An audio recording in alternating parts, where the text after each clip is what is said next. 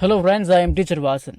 Surya sir நடிச்ச உன்னை நினைத்து படத்தோட சம்மரி தான் பார்க்க போறோம். அதன் மூலமா நம்ம இங்கிலீஷும் கத்துக்க போறோம். சூர்யா ஒர்க்ஸ் அப்படின்னா சூர்யா ஒர்க் பண்றாரு இன் அ லாட்ஜ், ஒரு லாட்ஜ்ல. அண்ட் மற்றும் டெல்ஸ் ராதாவிடம் சொல்கிறார் அபவுட் ஹிஸ் பாஸ்ட் லவ், அவருடைய கடந்த கால காதலை பற்றி. Surya works in a lodge and tells Radha about his past love. சரி, அப்புறம் இன் த பாஸ்ட் அப்படின்னா கடந்த காலத்தில். ஹி லவ்ட் நிர்மலா, அவர் நிர்மலாவை காதலித்தார். But she left him for a rich man, ஆனால் அவள் அவரை விட்டு சென்று விட்டாள் ஃபார் அ ரிச் மேன், ஒரு பணக்காரருக்காக, ஒரு பணக்கார மனிதனுக்காக. சரி, இந்த லீவ் இதோட பாஸ்ட் தான் லெஃப்ட்.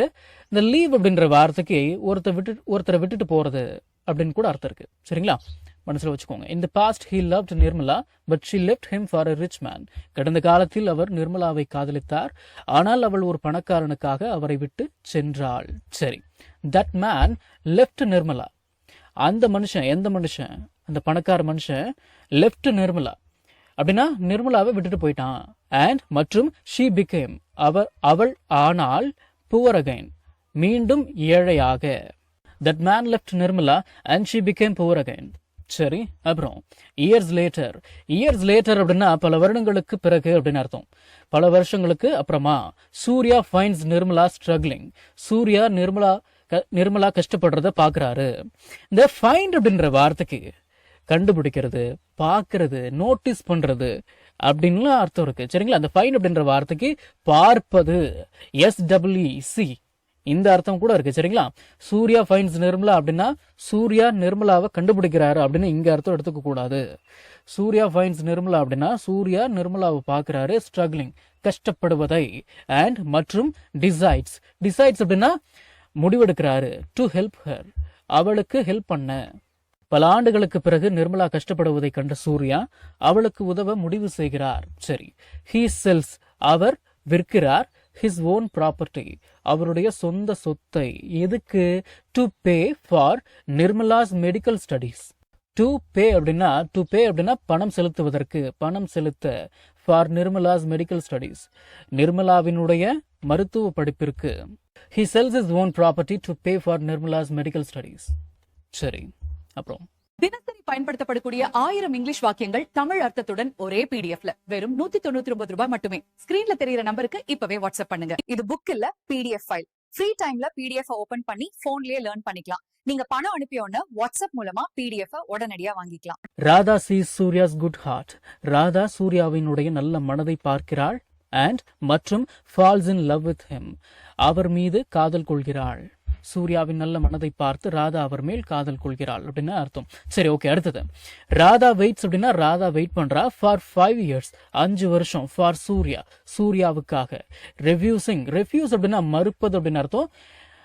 ரெஃப்யூசிங் அப்படின்னா இந்த இடத்துல ராதாவை பத்தி பேசிட்டு இருக்கிறோம். சரிங்களா, ராதா மறுக்கிறாள் அப்படின்னு அர்த்தம். ரெஃப்யூசிங் அப்படின்னா மறுக்கிறாள். அதர் ப்ரொபோசல்ஸ், மற்ற வரன்களை.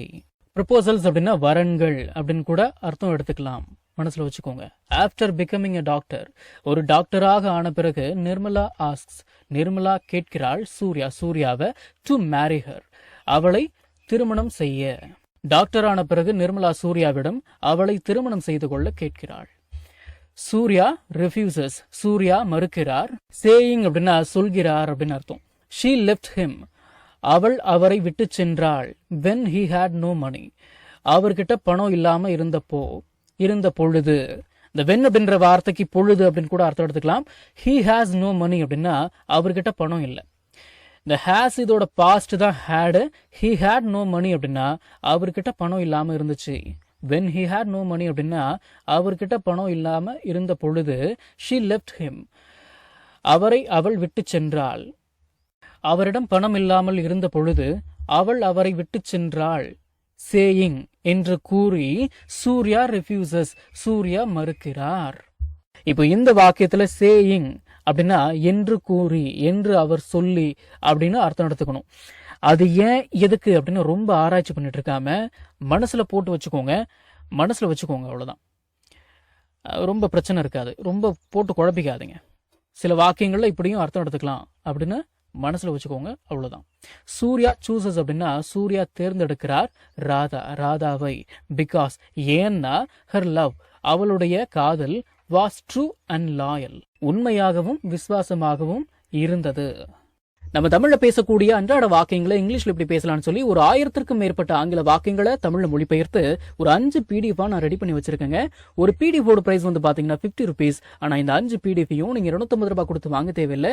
ஜஸ்ட் 199 rupees பே பண்ணி நீங்க வாங்கிக்கலாம். இந்த PDFஸ்ல இருக்கக்கூடிய 1000 வாக்கியங்களும் பேசக்கூடிய வாக்கியங்கள் தானே தவிர இந்த சென்டென்ஸ் கொடுத்து வச்சிருக்காங்களே இதை நான் எங்க பேச போறேன் அப்படின்ற ஃபீலே உங்களுக்கு வராது. இதை நீங்க PDF ஃபார்மேட்ல வாங்கிக்கிறதால உங்களுடைய ஃப்ரீ டைம்ல PDF ஓபன் பண்ணி போன்லயே லேர்ன் பண்ணிக்கலாம். நீங்க பணம் அனுப்பின உடனே வாட்ஸ்அப் மூலமா உங்களுக்கு 5 PDFையும் அனுப்பிடுவேன். So what are you guys waiting for? ஸ்கிரீன்ல தெரியுற நம்பருக்கு இப்பவே வாட்ஸ்அப் பண்ணுங்க, இல்லனா கால் பண்ணுங்க.